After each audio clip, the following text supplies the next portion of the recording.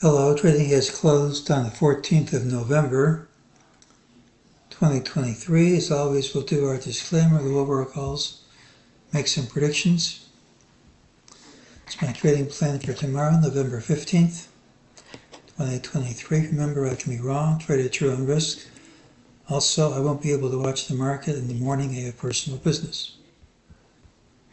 The market always knows when I have personal business because that's when it makes its best moves. Look for the pattern with the early low, which is this. Tends to be a rally day with a high in the final hour, and that's what this was. Tomorrow should have the early low.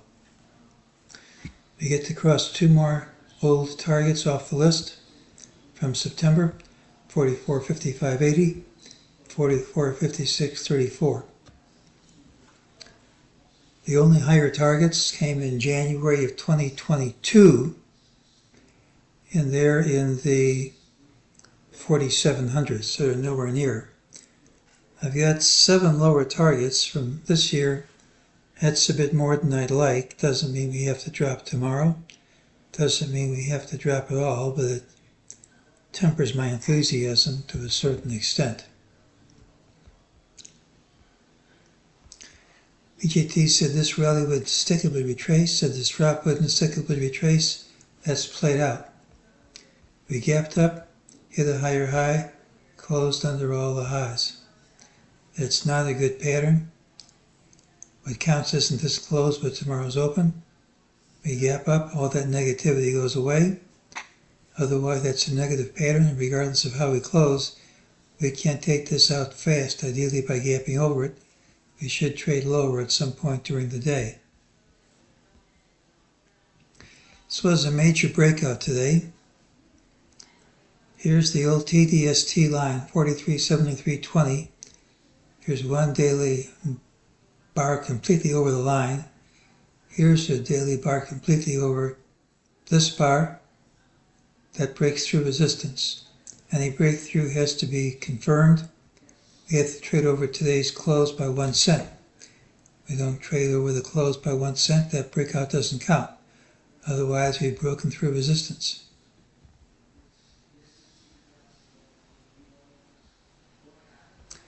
Here's my wave count. I cannot count this wave as being over.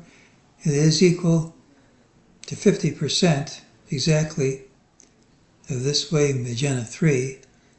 But if that were a wave 5, it should be a 5-wave structure, and I can't count it that way.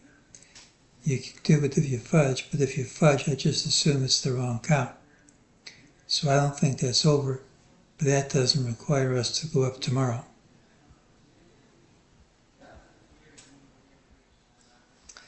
This was a breakout over this red trend line. Still needs to be confirmed by trading 1 cent past the close. If so, we should trade at least 230 points over the trend line. Trend line's dropping, so you can't say what price that would be. But just trade over today's close by 1 cent, and you know this rally's not over. Now we do have a trend line here, and we stopped right at it in a straight line. So once again, if we're going to continue up tomorrow, you really have to gap over this line, which means gapping over today's high. And if you don't, and you move over this line, I don't think the move will stick. So in spite of today's rally, if we're going to continue higher tomorrow, I think we pretty much have to gap up, take this out. Doesn't mean you won't. What about Carol Ann's F25? Well, these things don't always work, but there is a 3-day window. So we're within this window, a possible top. We also have the largest point move of the advance, and that often comes in the final day of the advance. Now, I don't think this move's over. I think we're going much higher. But there is a new economic report coming out tomorrow, and if the response is positive to the report, I would look for us to gap over this line, this high, and the rally continue. But I don't know how the response is going to be to that report, and if it's negative, we could give back a lot, if not all, of today's gains. This isn't one of my favorite patterns. When you gap up, go into a narrow consolidation, break out in the final hour, and then retrace, that often leads to trouble. But again, what counts isn't this close, but tomorrow's open. Well, tomorrow's pattern has the early low, doesn't tell us where we open. Major economic report comes out before the open. That could make tonight's analysis nugatory. We've broken through strong resistance, so once confirmed by trading past today's close, it implies higher prices are coming. As far as tomorrow is concerned, we gapped up at a higher high, closed under intraday highs, and we closed right at trendline resistance. Unless we gap over today's high, I think any gain we make, if we make a gain, is going to retrace. Doesn't mean you won't gap up, just sets the bar high. A negative response to the economic report could lead to a significant pullback here. The biggest point move of a leg often occurs in its final day, and we're still within Carolan's time window for a high. Now, the report tomorrow could show inflation slowing down again. Nothing I'm saying prevents a huge rally if we gap over this.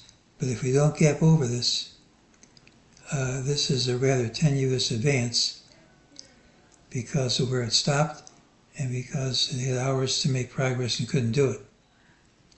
So you really have to get reinforcements from the troops at tomorrow's open, or this could easily turn into a diamond on stilts, but it's still moved down.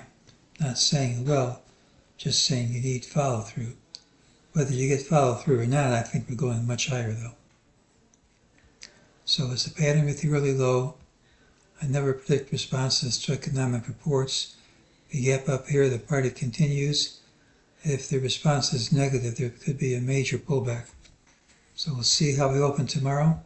I'll be busy for most of the morning. Hope to catch some action in the afternoon. And that's today's call.